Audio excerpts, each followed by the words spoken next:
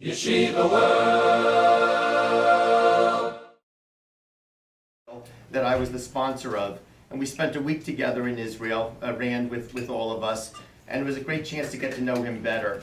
Again, what I found from Rand was a thirst for knowledge and a willingness, and first of all, an intellectual capability to hear all the data, hear new information, and incorporate it, and then start to refine some of his positions as he gained more information. We had a Sabbath dinner for him in the basement of the Plaza Hotel, and we had 11 boys from the Mir Yeshiva there, and every 5 or 10 minutes they would start to sing a song. We start to dance around the table, and so when we got to Rand, he was wearing this little crumbled yarmulke, and I said, stand up. So he figured if I'm telling him to do it, it must be kosher. So he stands up, and I took his hand. I guess he's not used to dancing with men hand in hand in Kentucky, but anyway, by like the fifth dance, I had my arm around him on one side, another boy on the other side, and we're dancing around. He's enjoying it, and I whispered in his ear, "If only your father could see you now." I love Rand Paul. He's a tremendous sport. He's a good person. He's honest. Then after that visit, he came to Lakewood, to my home, and he walked to the yeshiva, BMG, and he was firing questions off. He has this thirst for knowledge, new things he's not seen before. He wants to learn about them, and he's a really good person and just a good friend. So with no further ado, I want to introduce my friend, Rand Paul.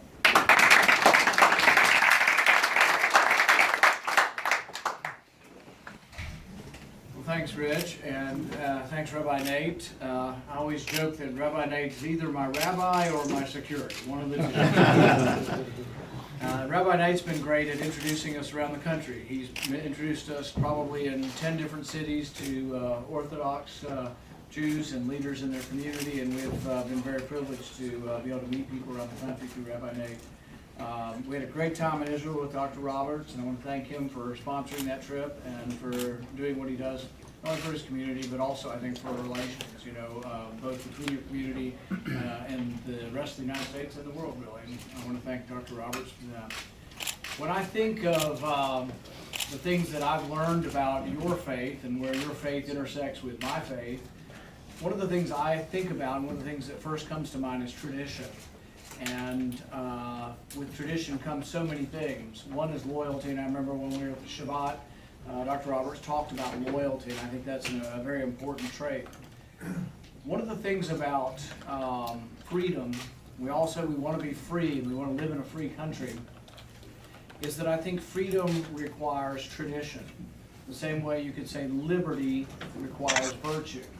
George Washington talked about this when he said that a democracy requires a virtuous people. I think that's something we can all agree. Don Devine is a favorite author of mine, and he wrote a book called America's Way Back, and in it he said that freedom needs tradition for law and order, for inspiration.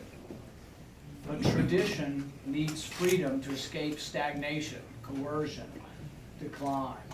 And so it's a mixed bag. We say we want to be free, but do we want to be free to do anything?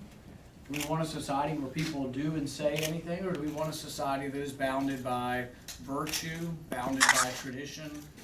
There's a theologian by the name of Os Guinness, and he says that the only kind of restraint that's consistent with freedom is self-restraint.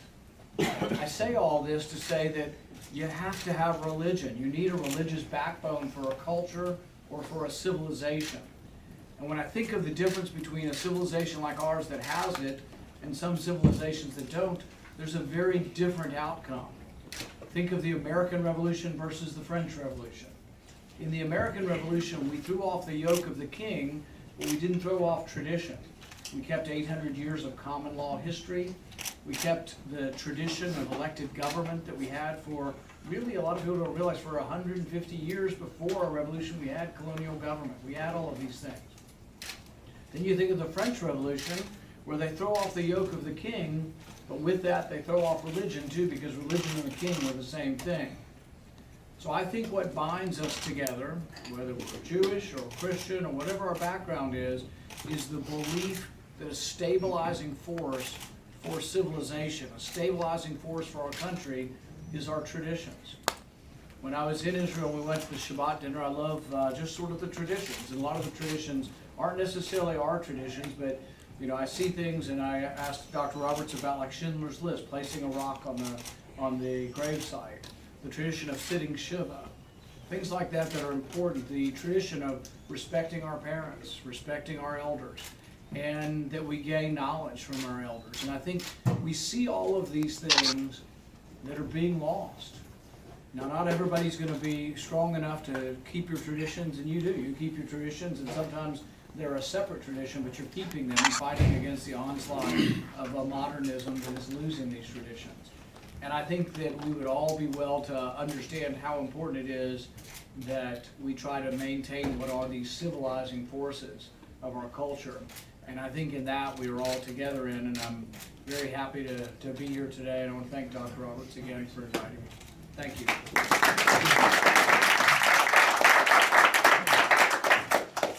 And with that, I was just going to say we can do questions. Oh, yeah. We get more specific. Good I know idea, that was maybe a little less specific than people might want. The Senator's been kind enough to say he will take questions. First question is an old friend who spent the Shabbos meal with you. You call upon the editor of the Yated Nema and the Weapons Senator, thank you for coming here to meet us, to listen to us, and to answer our questions.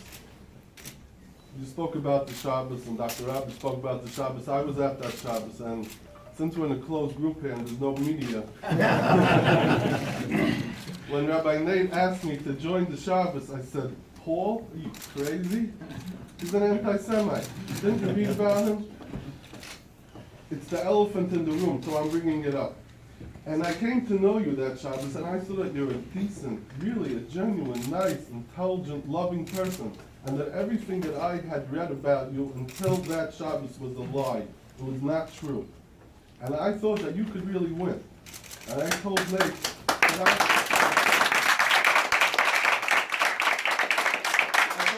I'm going to support this guy. And we interviewed you like 4 times.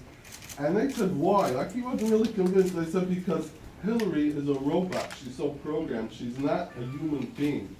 This guy is a thinking person. He's a guy that thinks on his feet, and he learns, and he grows, and he's not nuanced, and he's not blow-dried. So, my question, I'm leading up to a question. The question is Good so far, though, right? that they're still writing that stuff that they were writing about you. Politico had an article. I didn't send it tonight because I didn't want to hurt him. But I'm sure you saw it.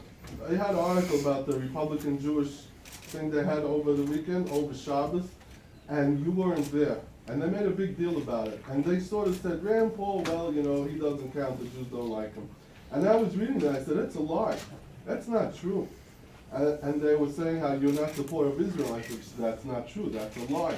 So, everything they write about you is really not true. And the reason they do that is because your position towards Israel and your position towards foreign aid, it's not a blow-dried, poll-tested position. It's a position that you arrived at through thinking, through thought, through examining the history, and through seeing what's happening now. So the question is, how do you overcome that? How do you get your position in today's media culture, where everything has to be got down into 5 seconds, and that has to be poll tested throughout the country? How do you explain your position in a way that they will stop writing that you're an anti-Semite? I think it's a good question. What are perceptions and where are perceptions? And so, for example, we asked the question recently in New Hampshire and in Iowa, 2 states that happen to be important, in the nominating process. We asked Republicans what they thought my position was on Israel, pro or con or in between. And really, we don't see it as much of a problem as it might have been 2 or 3 years ago before people knew me. All I can do is keep saying what I believe in, and then ultimately, hopefully, people come to the truth. Also, people have to recognize that people who say things in the media that are your competitors will say things that sometimes aren't true in order to gain advantage. But I think we've made great It progress. does create a perception, and I'm not your campaign director, but you really have to do something to change that perception. We're trying, and I mean, we've tried in not just a short period of time with one sort of public statement. We've tried for a long period of time. Like I said, Rabbi Nate's had us meet folks in probably 10 different cities. And so we keep trying. We meet with delegations who come to Washington as well. And I think over time, the thing is it's complicated. It's complicated even within the Jewish community. And I'll give you an example. I put forward a bill that's called the Stand With Israel Act, and it says that we shouldn't give money to the Palestinian Authority that's allied with Hamas, because indirectly we're funding perhaps missiles that are being launched against Israel. And AIPAC doesn't support me on the bill. In fact, they lobby against me on the bill. So I don't remember, it was Rich or somebody said something about, what is it? There's a saying about 2 Jews, 3 opinions, or 2 Jews, 3 opinions, I don't know. But anyway, we're not all the same. I mean, every Jewish person doesn't have the same thought. Every American doesn't have the same thought. We have some disagreement. But the thing is that by putting that forward, I think people know where I am. I'm not Where giving are money you? to the Could you Palestinian sum it Authority. up for, But it's, where there's- are you on Israel? I think Israel is one of our best allies and best friends around the world. They're the only democracy in the Middle East, and I'm very supportive of. I voted for Iron Dome. I voted for